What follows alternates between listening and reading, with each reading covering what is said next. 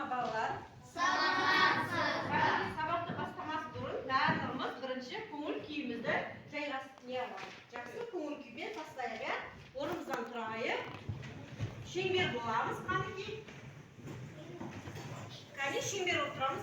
Нұрәлі, денсаулығы мықты болсын, ауырма.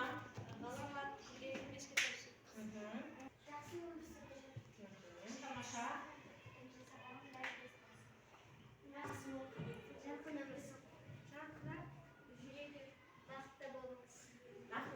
Рахмет.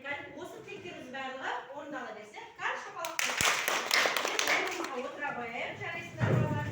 Ал балалар, қараңдар, әрқайсыларының алдыларында блок көпірі тұр. Енді осы блок көпіріне қазіргі сабақтың басындағы көңіл күйлерің бар ғой? Сабақтың басында сендер осы көпірдің қай жеріндесіңдер?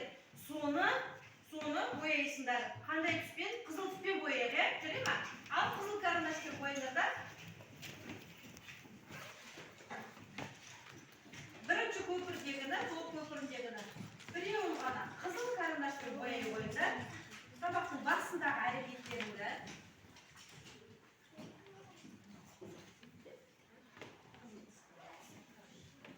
Қызыл түспен бояңдар. Бір-бірлеріне беріп қойыңдар. Жылдам.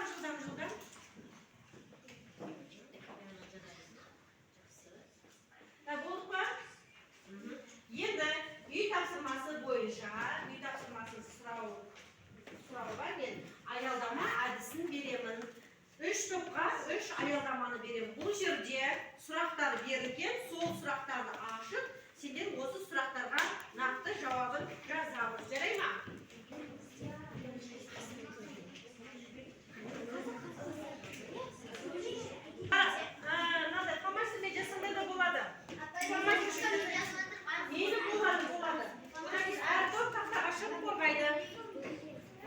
Әр топ тақтаға шығып қорғайсыңдар, жарай ма?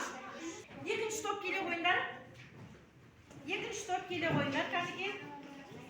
Кел, дағы келе қой. Дарымен бірге кім келе? Дидары келе қой.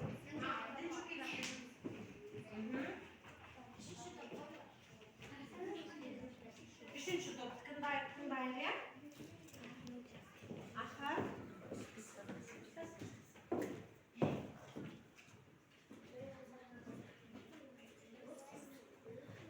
Қазақ билері қандай болған деп ойлайсың? Қазақ билері даналы, адал шешім қабылдаған. Қазақ халқының бірлігін нығайтуға үлес қосқан. Өте тамаша, шапалақтап қойып. 300-дің бірлігін қалай сақтап отырды? Бірге шешім қабылдап, бірлікке шақырған. Қазақ жерін сақтап отырған. Қазақ жерін жаудан қорғап отыруға жақсы үлесте қосқан. Тамаша, өте жақсы. Келе қойдар 3 топ.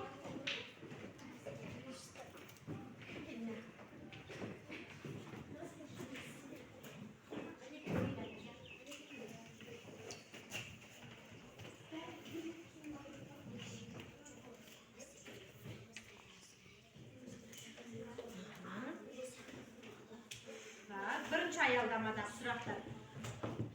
Бай болсаң, халқыңа пайдаң тисін. Батыр болсаң, жауға найзаң тисін.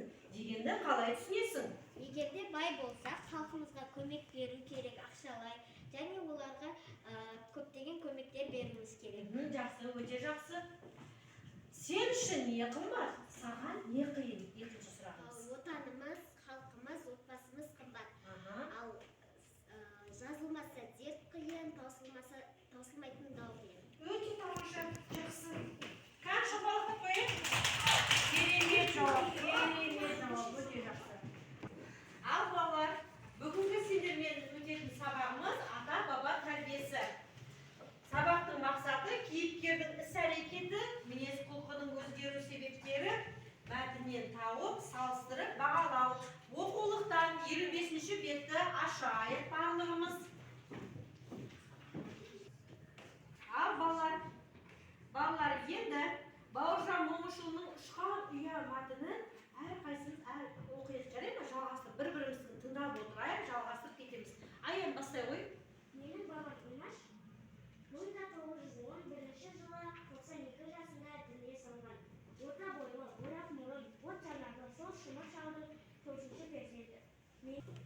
başı bağlı oturmuyor. Esingler mi?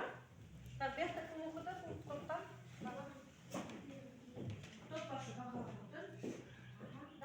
Hazır mına menin қолымда mina бар. Әр топтан бір оқушыдан шығамыз. Қазір одан кейін сол оқушының көзін байлаймын. Сол қағазды оқушы басып қалған кезде сендер мина деп айқайлайсыңдар, жарай ма? Мина. Алдында, артында. Көзіңді ашасың.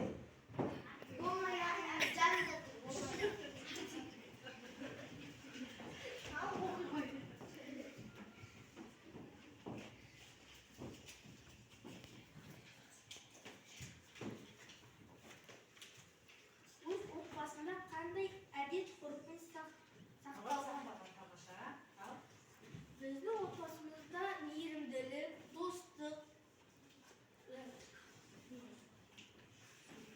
сүндет той және көптеген басқа беташар, тағы да басқа мерекелер сақталған. Дастарханға бата беру, той, қыз ұзату және көптеген басқа салт дәстүрлер.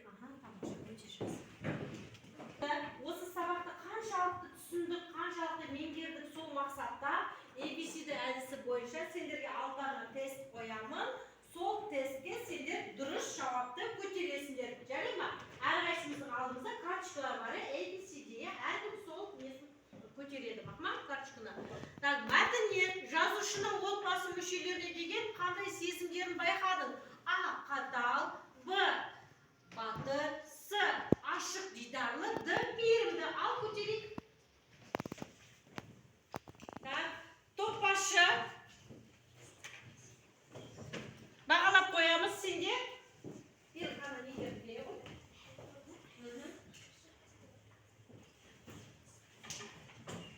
Жақсы. Болды, түсіреміз. Тамаша, өте жақсы.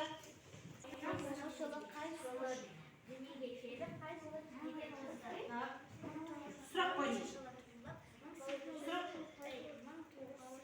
Дианаға сұрақ қой.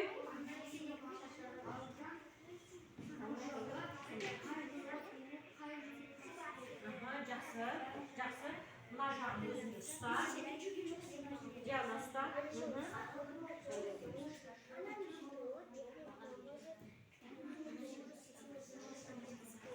Жарайсың. Дәуренге сұрақ қоямыз.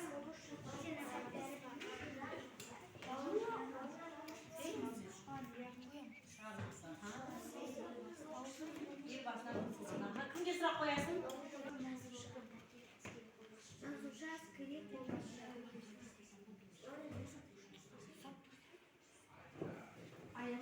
Аялама? Қандай сұрақ береміз? Өте жарайсыңдар. Балалар, енді бүйтесіздер сабақтың соңында жаңағы блок көпірдегі екінші жартысы бар ғой. Алама кері бояп қойып. Бүйтесіңдер, біріншісі бояп қоя, енді екіншісін боямыз. Сабақтың соңында біздің көңіл күйіміз қандай болды, сабақты қаншалықты түсіндік, осы көпірдің енді қай жерінеміз, оны көк түсті қарындашпен бояймыз. Әкеле ойнап берін. Кезекпен әр топ жеке әпкесін